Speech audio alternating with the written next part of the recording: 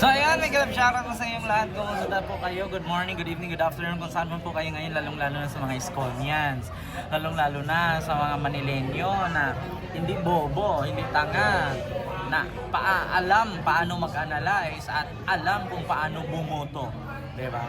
So ngayon, meron akong napanood na isang video na sa isang vlogger to na bayaran, na inamin naman niya na bayad daw siya.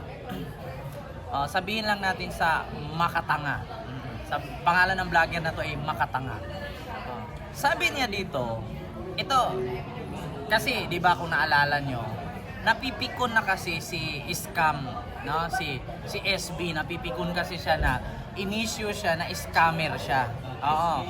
Actually, totoo po yan na inisyo siyang scammer siya kasi nireklamo po siya sa Raffy Tulfo in Action sa pamamagitan ni De Villanueva ng dati niyang empleyado. So yun po ay literal, yun po ay totoo at milyon-milyon po ang mga nakapanood. So ngayon, itong isang vlogger na bayaran, umanap ng paraan para may maibutas lang kay Isko. Ito literal talaga na wala silang ma-issue, wala silang mabutas kay Yorme. Kaso nga lang, nung napanood ko yung vlog na to, natatawa ako. Nag-content ka na nga lang, sunog pa rin yung idol mo or yung sinusuportahan mong politician. So ito po, meron ako ipapanood sa inyong video na kung saan si Yorme Isko Moreno daw ay dating networker, no? Tawag dito yung pareho daw kay SB, na kung saan si SB Front Row, networking business. Kung dati si SB Front Row, si Yorme daw M Global. So ito po ha, panoorin nyo, masusunog natin to sa kanyang reaksyon. Panoorin nyo ha.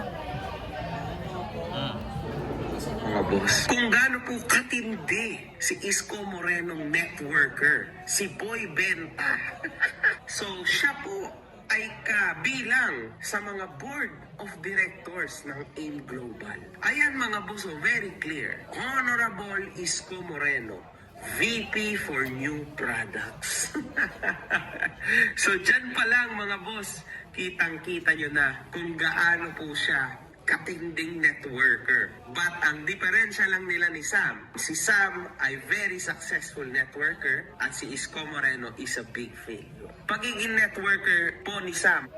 Ayan ha, bago ko ipagpatuloy, gusto kong reaksyonan. Sabi niya si Yorme daw ay networker din.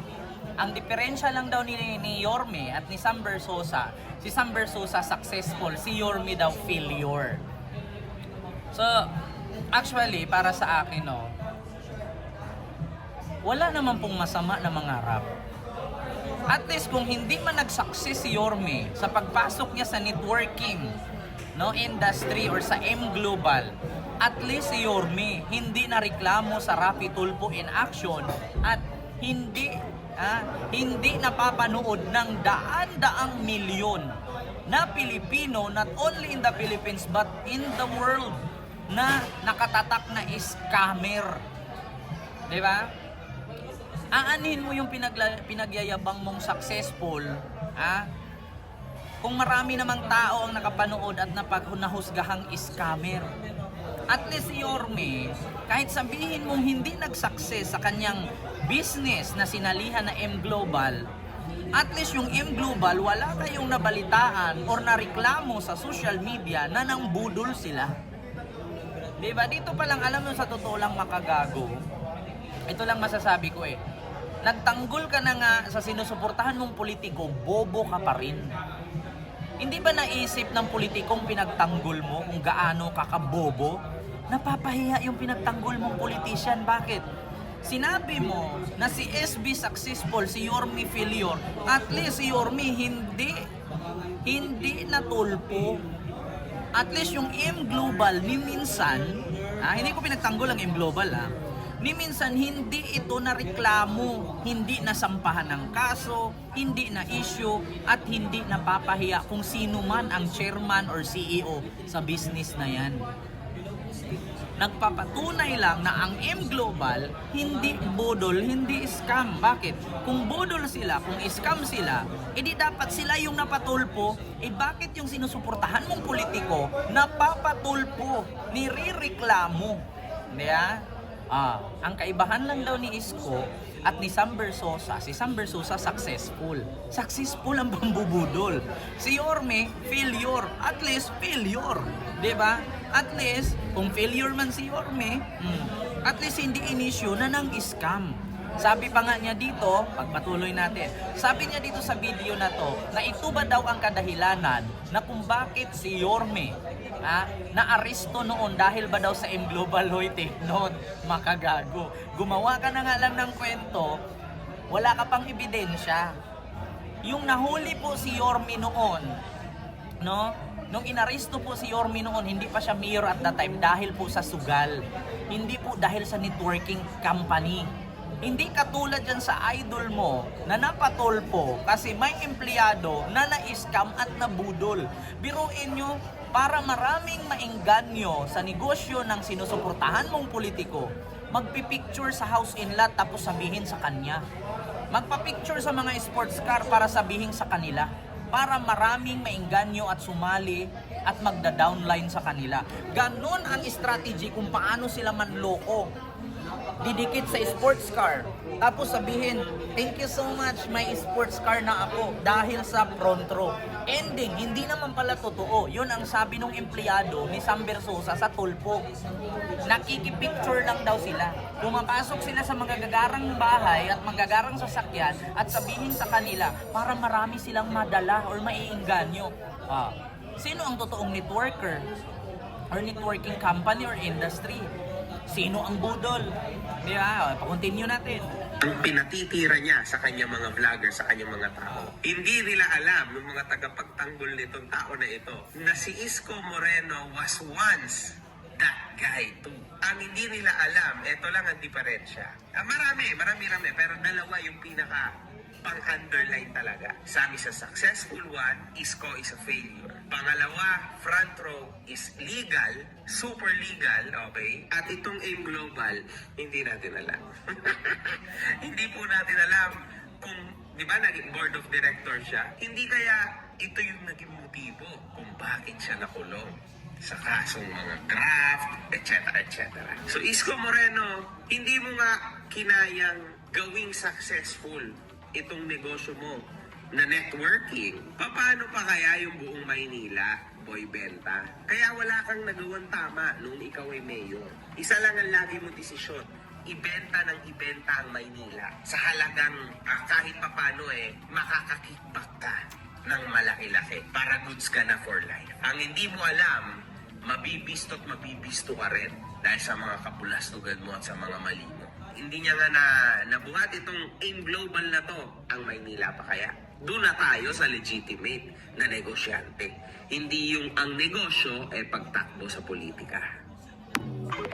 Diba? Napanood nyo mga kababayan, ha? Napanood nyo ang sabi ni Makagago. Sabihin natin na si Yorme hindi successful sa networking industry, pero nag-successful siya sa politiko. Kaya pala, successful si Sam Versosa, pero bakit pumasok sa politika? Aber, si Sam Versosa successful sa networking. Si Yorme Isko Moreno, failure sa networking, pero successful sa politiko. Bakit ngayon, kung successful si Sam Versosa sa networking, ba't pumasok sa politiko?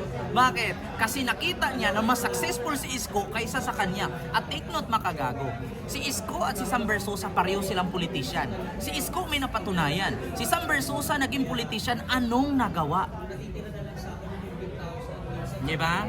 Si Isko, kahit sabihin mong binenta ng binenta, napakinabangan ng Manilenyo. Si Sam Versosa, naging kongresista, anong naitulong niya sa Manila? Aber. Diba? Yun ang tanong ngayon. Kung successful na pala yung idol mo, ba't pumasok pa sa politiko? Bakit? Kasi mas malaki ang success kapag pumasok sa politiko. Yung pagiging successful ni Sam Versosa sa networking, wither lang yan. Take note, hindi lang front row ang networking. Marami. Kay Glenda pa nga lang talo na siya. Kay Rosmar pa nga lang talo na siya.